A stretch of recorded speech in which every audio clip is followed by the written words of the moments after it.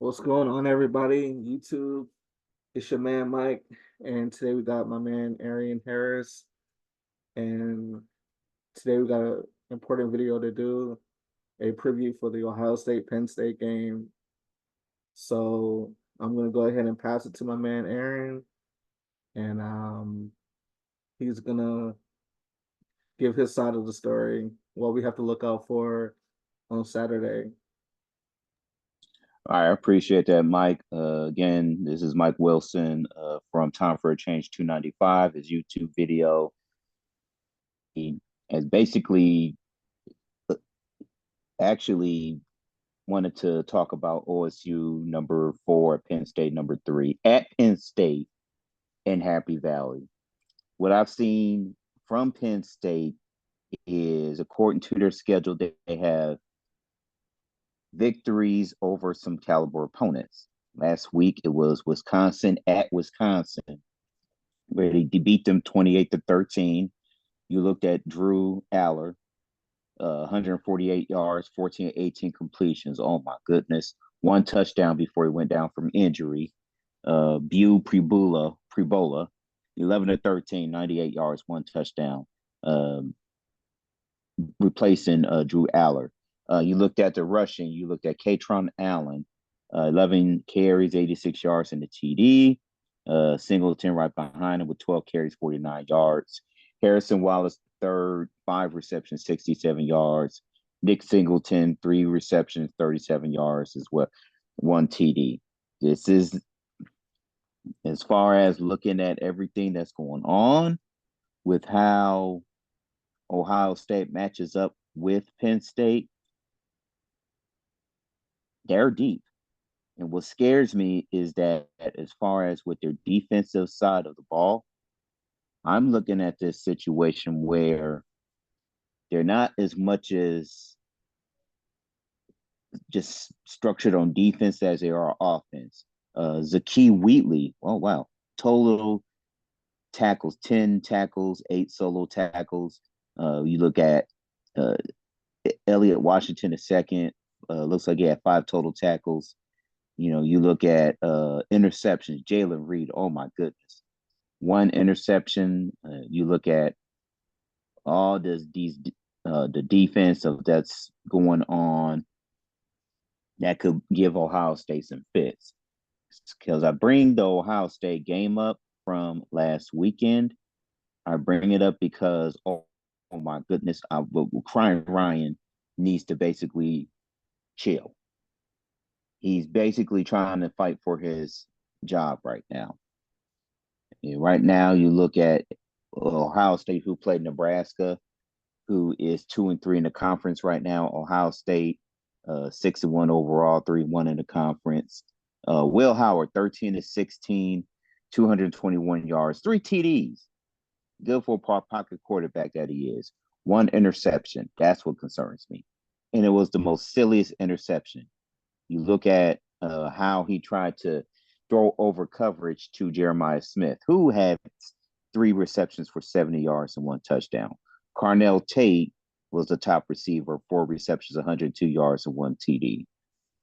Here's what concerns me. Quinshawn Junkins, 10 carries, 29 yards.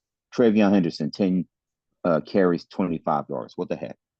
What the heck? Will Howard, 8 carries, 14 yards. This concerns me. The reason it concerned me is because you looked at Nebraska's rushing, who's not that great of a offensive team. Dante Dowdle had 14 carries for 60 yards and 1 TD. Dylan Raiola, 9 receptions, 31 yards. Emmett Johnson, 8 receptions, 8 carries, 30 yards. Are you kidding me? So what's going on with us trying to stop the run? You know, you look at how Penn State is loaded. We cannot fool around with Penn State and Happy Valley. Uh, Crying Ryan, when from what I heard on an interview, he wanted to enjoy the victory from Nebraska. Nebraska was in the lead after during the fourth quarter. They were up by at least 1 or 2 points from what I remember. 21-17 final score. What scares me about this is that OSU's offense was compromised. I hate to say it, their offense was compromised. You look at the defense. Cody Simon, total tackles, 3 tackles for loss. God bless Cody Simon. He showed up. Denzel Burnt Toast Burke just keeps getting burnt. I mean, he has 6 tackles. However, he's just given up all these long plays. He's given up long plays. He's not, you look at the coverage. I mean, it's basically what scares me is if you look at Penn State, we have to go against some top offense receivers where they can go through the slant, they can go long. If they go long, what next? What next? It's scary because you look at Tyler Warren, who's the tight end. That's gonna scare me. He has 559 yards total for the season, 47 receptions. That's who's good. That's what they're gonna go by. You look at Katron Allen, 101 carries for 509 yards and 4 TDs. This is what's concerning me about the defense of Ohio State. Now you look at it, 61% chance of winning against Penn State's 39% chance. They looked at it as over and under, where they said they looked at Ohio State minus 3.5 by 3, Penn State under 47.5. Aaron, if you go back to the head-to-head with Penn State, if we go back 10 years, could you pull up, since you're pretty much the stat guy, I mean, you're really good with the stats and the information. You're like the research department, you know what I mean? That's pretty much uh how you play it. But can you go back and I know we lost to Penn State. I think in the last 10 years we've lost 3 times, I think. Maybe 3 or 4 times, if I'm not mistaken. But in my opinion, this Penn State team is a lot faster than the other teams. So I look at this team, I believe that this is the best Penn State team that they've ever had in this century. I could be wrong, but if it's not the best, it's arguably the best. But when I watched the Wisconsin game, and plus they beat USC, which I didn't think that was going to happen, but that to me, my antennas were raised or whatever when I saw that happen. But when I saw the Wisconsin game, Wisconsin, to answer your questions about earlier you were talking about Wisconsin, they're more of a defensive program. They're not really so much. The only time Wisconsin really was an offensive program was when uh, Russell Wilson was there. When he was there at Wisconsin, that was a national championship team. They lost on 2 Hail Marys at Wisconsin, but when I watched the Penn State versus Wisconsin game, I just saw I just saw heart. I saw fearlessness. I saw just toughness. I saw grit. And I just don't see that from Ohio State. Like we all know that Ohio State has the talent. They have multiple NFL players that are going to get drafted whenever they declare, but I just don't see that that same type of like attitude that Penn State has by any means necessary. I haven't seen that from Ohio State. Well, I've seen it here and there, but the Oregon game, Ohio State came out with a really good intensity. It's just that we gotta stop making so many mistakes, and that's what These concerns. are the most stupid, the most silliest mistakes. I'm not. It's comical when you look at these mistakes And because I'm looking at. Remember the block 6 back in 2016, where the field goal was blocked by the Penn State against Ohio State. It was a 70-yard return touchdown in the final minutes. A 70-yard touchdown. it was a silly mistake where you look at Penn State, who was not ranked, Ohio State was ranked number two. Just silly plays. And you look at that silly play and you're looking at how in the world could this happen? 24 to 21, 17 to 0 in the fourth quarter of that game. So 17-0. right. So when I look at, like you said, when we look on ESPN, so basically they said Ohio State's favorite with a 61% margin. Mm. When I look at passing, rushing, and receiving, we're gonna win the receiving battle. Our receiving core is That is if Will Howard, hold on, Mike, that's if Will Howard gets it out to the receivers on time right, right, with right, that jacked up offensive line, right, which and that's hasn't been great. right, and that's something that I was gonna get to. Like, but yeah, we win on the receiving battle. Rushing, to be honest with you, that's something that is gonna be interesting to watch because Penn State, like I said, this Penn State team, they have some guys that can really move the chains. But the biggest concern that I have is at the QB position. That's the biggest concern I have is because when you go back to the Oregon game, when we go back to the Oregon game, we pretty much lost at the quarterback position, and it's no shade on our QB at Ohio State, but that's our only weakness on the team. And Penn State's QB, Yeah, he's because if you really look at the Oregon game, yeah, yeah. well, I was gonna say, I mean, That but no no I no no no wanted to no show you, I no wanted the to say, Oregon game that pretty much you can gauge you know I would say if Oregon played Penn State, I think Oregon would beat Penn State, but it's pretty much, mm, you know, a close. It's the same dynamic. You know what I'm saying? So to me, you know, our corners have to be ready. You see what I'm right, saying?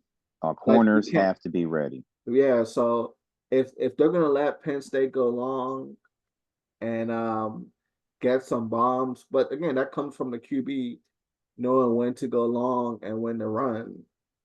So Mm. that's what I'm saying. Like Penn State, he's a really good game manager. So I'm thinking that when we go live on Saturday, for those who view this video, come back on Saturday. We're gonna go live for the Penn State game. But for me, this game is gonna be won at the QB position because we're gonna win at the receiver position, the uh, running back position. We may win at that position too, but it's going to come down to game management and clock management. And, you saw what happened at Oregon. So this is a midterm exam. Fumbles. I mean, Mike, I was just gonna tell you real quick.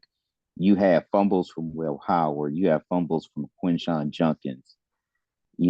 Three fumbles, two lost. You look at Oregon's fumbles. Looked like they had two total. I mean, but the fact of the matter is, what's scary is that these fumbles and turnovers, and Will Howard didn't have any interceptions in the Oregon game. Yeah, However, but you you have to look at it like these mistakes can cost against Penn State because they can capitalize on scoring. well, you have to understand that Oregon, the QB Gabriel, and I've been following him ever since the Ohio State game. I've been paying attention to him. He's actually a top 10 player. He's ranked, I think, number 7 when it Mm-hmm. comes to the top 25 players this year in college football.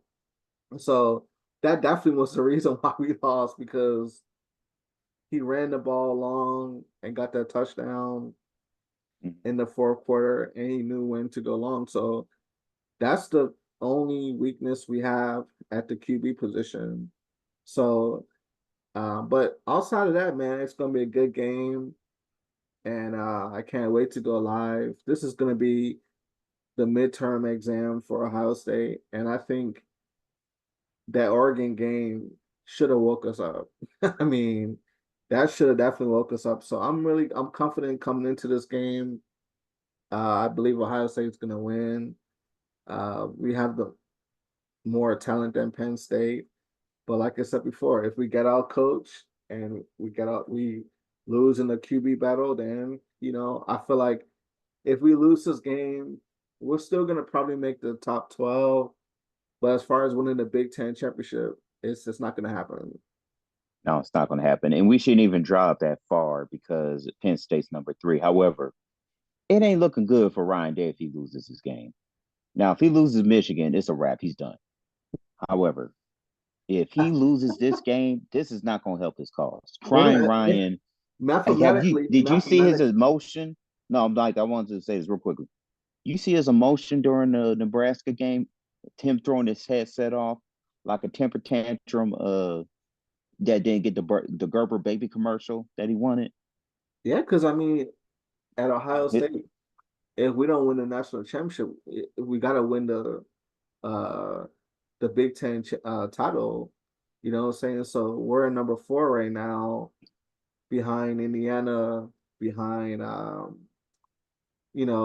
Oregon and Penn State. So when you look at the situation, if we lose this game, mm-hmm, mathematically, I don't see how we're gonna try to win the Big Ten, and to have this much talent on the team and to not win the Big Ten championship, or at least mm-hmm, to co-win with Oregon or whoever, if they are perfect, or if they have one loss, we might split the Big Ten championship. But if we don't even split it, then that was right. a bad situation for Ohio State. So, like I said, it's gonna be a big game. I can't wait. And I want to thank everybody out there for supporting the channel. And we're trying to ease into it as far as um, uh, coverage on the games. And next season we're going to be at the shoe, and it's just so much good things coming up that we can't really reveal at this moment. But I'm definitely picking Ohio State to win this game. And like I said, Ryan Day is a good guy, but being good don't being good. What they say, nice guys finish last or whatever. I just feel like you know it may be a problem that he's too nice as a coach. Because as a coach, you gotta be. I like Tressel, man. Tressel was a. I seen Tressel on campus. He was a very humble guy. Like he walked with his head down. Not that he was ashamed or nothing. He just was a very humble person. But at the same time, his players knew, coming from Youngstown, that Youngstown toughness. You know what I'm saying? And that's what we need. We need some Youngstown toughness out there this Saturday, man. Fickle, hey man, Fickle's doing pretty good, man.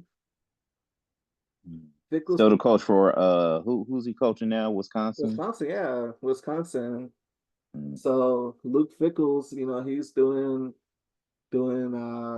pretty good. I like to have his bank account, what I mean, for a weekend, you know what I'm saying? So, but but yeah, I can't wait until Saturday, and that's all my coverage on this topic of Ohio State versus Penn State. We're gonna do a post game on Saturday. We're gonna try and get the post game out for you guys, and I don't know, man. What the vibe's gonna be like on campus. I don't know if people's gonna be flipping over cars and flipping over trash cans and mad or whatever or happy. Let's hope not. And while we have 30 seconds left, let's just basically say they cannot play scared.